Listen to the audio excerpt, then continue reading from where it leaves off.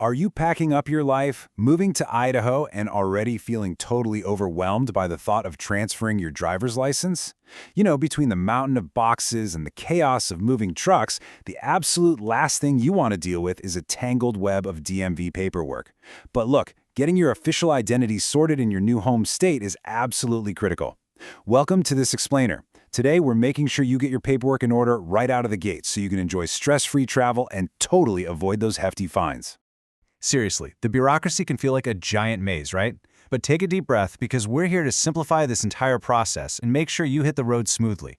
In this explainer, we're going to break down the exact steps you need to take, tell you exactly what to bring, and highlight the common mistakes you absolutely have to avoid so you aren't making multiple trips to the DMV. All right, here's our roadmap for today. We'll start with the Idaho Movers Warning, hit the pre-move document checklist, and look at proving your Idaho residency. Then, we'll cover exceptions and special cases, the actual DMV visit and tests, and finally wrap up with some final tips. Okay, let's jump right into Section 1, the Idaho Movers Warning. 30. That right there is your magic number.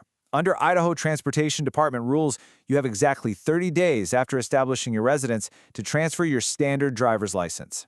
And here's a little detail that trips up a ton of people. This applies even if your old out-of-state ID hasn't expired yet. Oh, and quick heads up, if you brought a car with you, that exact same 30-day window applies to titling and registering your vehicle too. But wait, check out this interesting little discrepancy. While state law strictly pushes that 30-day rule, your local county office might actually have different administrative guidelines. Look at Bannock County. They actually give new residents 90 days to apply for a standard license, though commercial drivers are still stuck at 30 days. This just brilliantly illustrates why you absolutely must verify the rules with your specific local county office before making any assumptions. Okay, before we even talk about paperwork, beware of this massive bureaucratic landmine. If you move somewhere else within Idaho later on, update your address directly through the DMV's portal right away. Why? Because the post office is literally prohibited by law from forwarding physical Idaho driver's licenses. If you just rely on regular mail forwarding, your shiny new license will bounce right back to the state and you'll be left empty-handed. Let's move right along to Section 2, the pre-move document checklist. You definitely can't just stroll into the DMV empty-handed. You need to bring at least one primary form of identity. Think a U.S. passport or your current Real ID compliant state license. Then grab one secondary form, like your Social Security card or a certified birth certificate. And hey, a really important note here, if the names on your IDs don't match, like maybe you recently got married, you have to bring the linking documents, like an official marriage certificate, to prove you're you. Now here's where people mess up all the time. Please do not bring these documents. Handing them a cell phone bill, your college ID, or a medical marijuana card will get you an instant rejection at the counter. Seriously, they'll just send you straight home. Also, photocopies or faxes are a hard no. Every single document you bring must be an original, physical copy.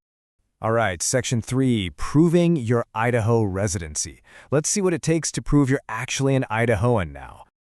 To get an Idaho license, and specifically the STAR card, which is their version of the Real ID, you've got to present two separate printed documents that prove your current physical address.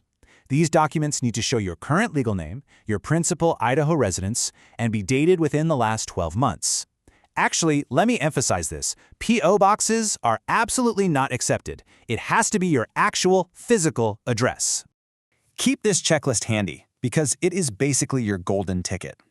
Bring two of these valid documents, and you're going to breathe through the residency check. A signed lease, a public utility statement, a recent bank statement, or a W-2. Any of these are perfect. Print these out before you leave the house, and you completely avoid the nightmare of being sent back to dig through your unpacked moving boxes. Now, for any newly arriving foreign nationals, the paperwork is going to vary based on your specific status. Permanent residence, your I-551 card is key. If you've got work authorization, bring that unexpired EAD card. And if you're here temporarily without work authorization, you'll need your foreign passport with a valid visa, your I-94, and a specific denial letter from the Social Security Administration. But remember, no matter your status, you still need those two proofs of Idaho residency. Moving right along to Section 4, exceptions and special cases. Because, hey, not everybody actually has to rush out and transfer their license. If you fall into these specific categories, you can breathe a massive sigh of relief. Active duty military, their dependents, and full-time students at accredited Idaho colleges are completely exempt from that 30-day transfer rule. As long as your out-of-state license from your home state remains valid and unexpired, you are legally good to go. Okay, parents of teenagers, listen up. If your teen started driver's ed in your old state, there's a very specific 5-step sequence you have to follow. You've got to call the state for a PIN, upload their old permit and driving logs online, and then wait for a processing letter. If you just show up at the DMV without this exact letter, your poor teenager might actually be forced to repeat all of their driver's education from scratch in Idaho. Okay, documents are gathered, exceptions are checked. Section 5, the DMV visit and tests. So, the Idaho Transportation Department, or ITD, runs the show here. A quick pro tip, make sure you factor the transfer fees into your moving budget so you're unsurprised when they ask for payment. And while the DMV does have a totally amazing online portal for future stuff like address changes, remember that as a brand new resident transferring an out-of-state license, you absolutely have to make this first initial visit in person. Now here's a detail that catches a lot of experienced drivers completely off guard. While you probably won't have to take a behind-the-wheel driving test if your old license is valid, you are required to pass a written knowledge test. It's mandatory for all new transfers, so don't skip studying, all right? Just spend a little time reviewing the online Idaho Driver's Handbook so you can knock it out of the park on your first try. And for anyone out there with a bit of a heavy foot, consider this your warning. Idaho is part of the Driver License Compact. That basically means states talk to each other. Any serious offenses or even minor moving violations from your old state are coming right over the border with you. Your driving record tags along, and Idaho can take action just as if the violation happened right there in Boise. All right, we made it to the finish line. Section 6, final tips and disclaimer. Look, getting an Idaho license really doesn't have to be some bureaucratic nightmare.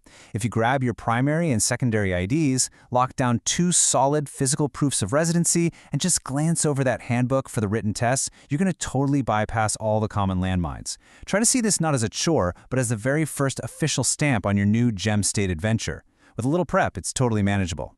And finally, our quick disclaimer. State and county regulations change all the time. Remember that 90-day Bannock County rule versus the state's 30-day rule? Policies shift.